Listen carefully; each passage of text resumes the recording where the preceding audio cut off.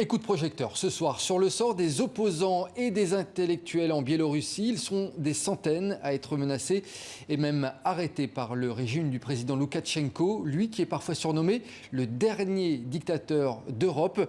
Pour en parler avec nous, Masha Chichenkova, membre de Frontline Defenders, merci d'être avec nous. Et également Yoeni Kryzankunuski, docteur en sciences politiques, en direct également avec nous.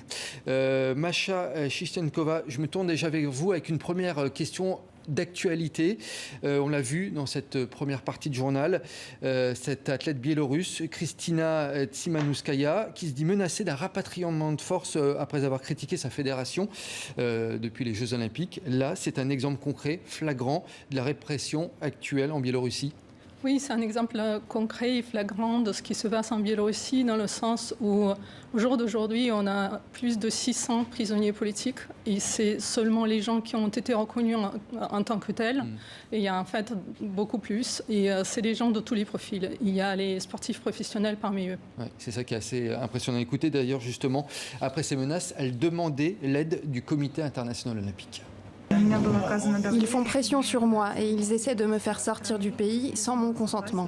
Alors je demande au CIO d'intervenir dans cette affaire. Yoeni Kryzanouski, finalement, la Pologne a accepté de lui délivrer un visa humanitaire. Que révèle cette affaire? Une simple critique envers une fédération sportive, on le rappelle, de l'atmosphère de répression en Biélorussie.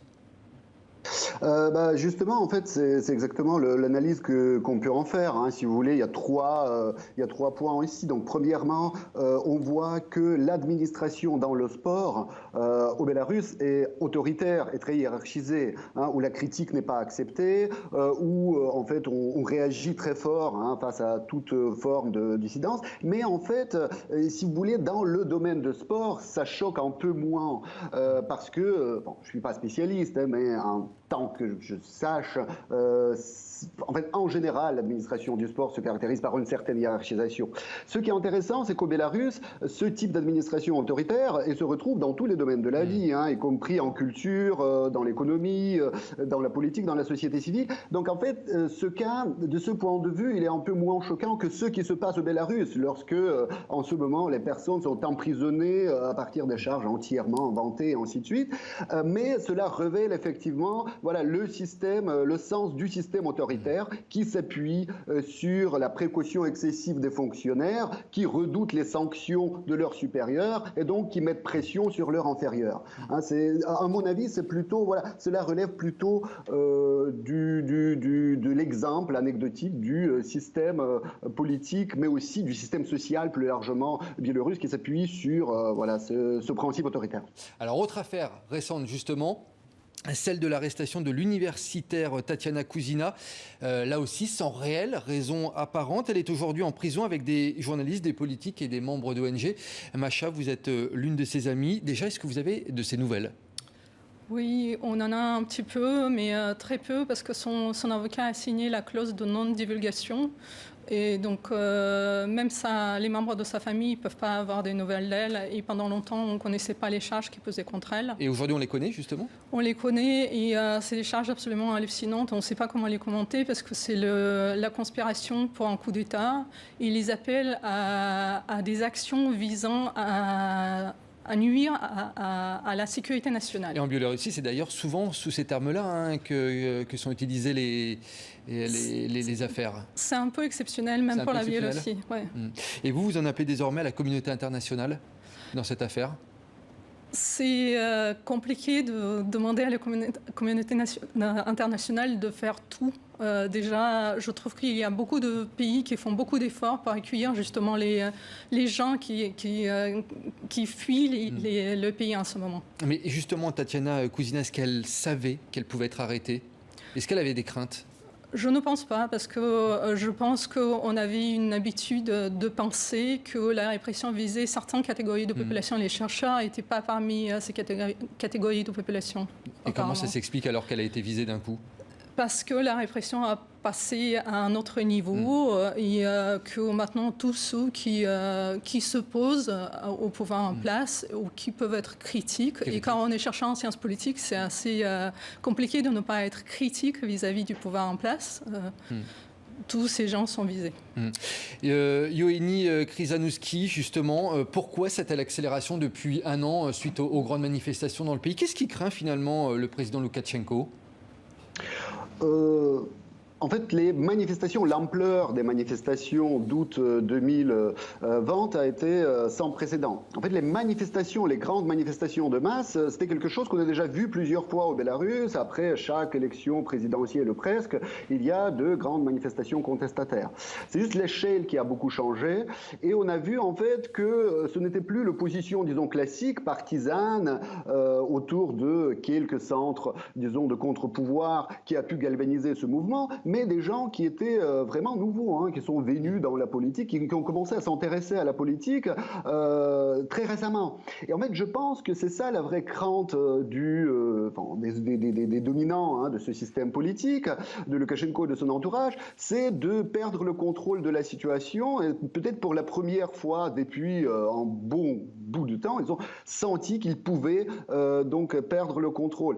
Et en fait, comme on voit aujourd'hui, toutes les initiatives qui relèvent de la société civile, qui sont autonomes, qui ne sont pas encadrées, sont visées. Donc une des raisons, c'est effectivement, c'est peut-être les autorités biélorusses ont analysé un peu ce qui s'est passé en août 2020 et ils se sont dit, voilà, ce sont les initiatives autonomes, même non directement politisées, mais qui peuvent créer une sorte de tissu social qui peut être mobilisé ensuite dans le cadre des manifestations politiques. Donc l'objectif, c'est de détruire quelque part, voilà, ce tissu de solidarité, ce tissu alternatif, hein, qui sont constitués dans la société. Et une autre raison de cette répression, c'est bien sûr la vengeance contre les sanctions européennes, hein, parce que ceux qui sont surtout visés aujourd'hui, ce sont les partenaires des organisations européennes. Bon, Tatiana Kouzina, elle a beaucoup participé dans les travaux du Conseil de l'Europe, elle avait aussi des liens avec l'Union européenne. Donc en fait, toutes ces personnes qui sont liées quelque part, voilà, au monde libéral occidental sont aujourd'hui visées en tant que des otages, hein, pour se venger contre les sanctions qui ont frappé l'économie et la politique biélorusse. Pour éviter justement d'être arrêtés, les opposants sont parfois contraints de s'exiler, un parcours semé d'embûches mais aussi teinté d'espoir, comme on va le voir dans ce reportage de Guillaume Villadier. Jusqu'à l'été dernier, pour les gardes frontières lituaniens, patrouiller de nuit à la lisière de la Biélorussie n'était qu'une simple formalité. Plus maintenant. D'où venez-vous? De Biélorussie, je demande l'asile politique. Vous avez des papiers? Il sort de la forêt, il n'a que 19 ans et ne veut pas dire son nom. Dans son sac, des cigarettes, de l'eau et une Bible. Je me sens soulagé. J'ai réussi à échapper à l'horreur qui se produit dans mon pays. Une voiture l'a déposé à quelques kilomètres de l'autre côté, puis il a fallu éviter les patrouilles biélorusses et se battre avec un genou défaillant. Souvenir, dit-il, d'un passage à tabac lors d'une arrestation. Il a froid, on va lui donner du thé. Nous allons vérifier ses affaires et demain matin, nous lui trouverons un endroit temporaire où rester. Le jeune homme raconte qu'il a déjà été arrêté 4 fois après des manifestations contre le régime et qu'il a déjà cherché à fuir en Ukraine.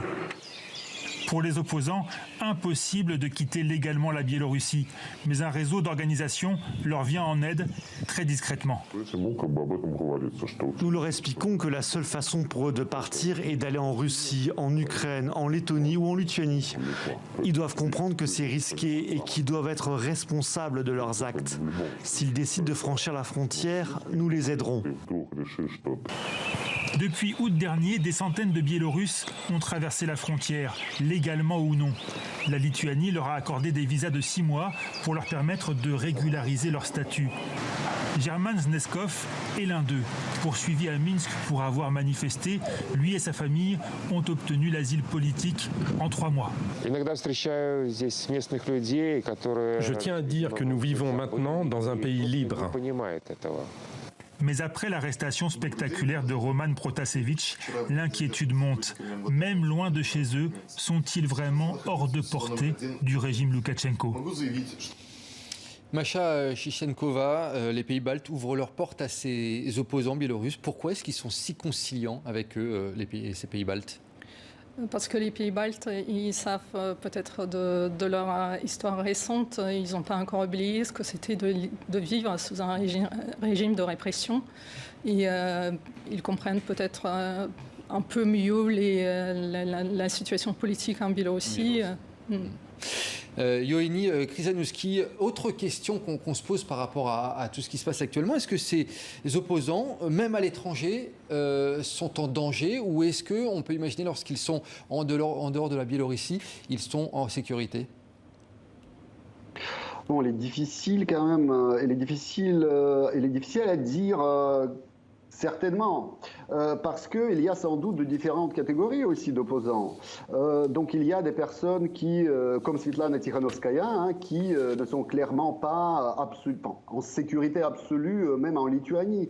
Il peut y avoir des tentatives de la répatrier, disons, de force au Bélarus. Roman Protasevich, comme vous avez dit, cette arrestation spectaculaire a également eu lieu. Donc il n'y a pas de sécurité à 100%, mais je pense que quand même pour la plupart, la très grande majorité de militants qui n'ont pas ce rôle central, disons, dans l'opposition à l'extérieur, comme Svetlana Tikhanovskaya, il n'y a pas beaucoup de danger. Masha Shishenkova, on se rend compte que finalement Loukachenko, il fait fi de tout ce qu'on peut lui dire dans l'Union européenne, les sanctions, les alertes. Il fait un petit peu comme il le souhaite. Oui, il montre, il comprend que la force, mais il répond par la force. Et comment est-ce qu'on l'explique ça? C'est important pour lui, pour son régime, de montrer qu'il ne cède pas au chantage. Donc c'est pour ça qu'il prend autant d'otages aussi, pour pouvoir négocier après. On va faire le mot de la fin avec vous. Est-ce que vous êtes optimiste pour le pays, pour la Biélorussie, ou vous voyez une certaine issue pessimiste?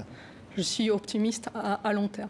À long terme. Et là, à court terme, c'est quoi l'avenir du pays? Parce qu'on se pose la question depuis la France. Je pense qu'on a quelques années difficiles devant nous. Quelques années difficiles. Merci en tout cas d'être venu sur notre plateau, Masha Shishenkova. Et merci à vous aussi, Ioannis Chrysanouski, également d'avoir répondu à nos questions sur ce sujet passionnant. Merci à tous les deux.